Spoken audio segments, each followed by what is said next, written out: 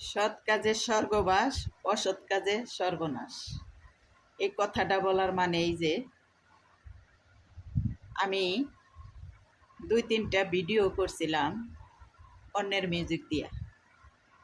তো আমি দেখলাম অন্যের কিছু দিয়া কাজ করা অতি দ্রুত, অতি তাড়াতাড়ি হয়ে যায়, আর নিজে কিছু করতে গেলে অনেক টাইম লাগে,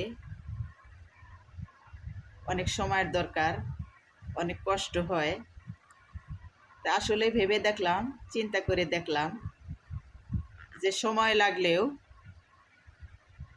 আর কষ্ট হলেও নিজের কাজে একটা শান্তি আছে, অন্যের কাজে কোনো শান্তি নাই।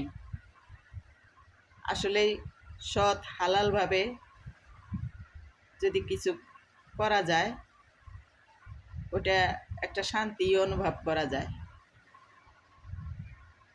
তো গাইস, আপনাদেরকেও বলি, আপনারা নিজেরা কিছু করার চেষ্টা করুন, অন্যের উপরে নির্ভরশীল না হইয়া।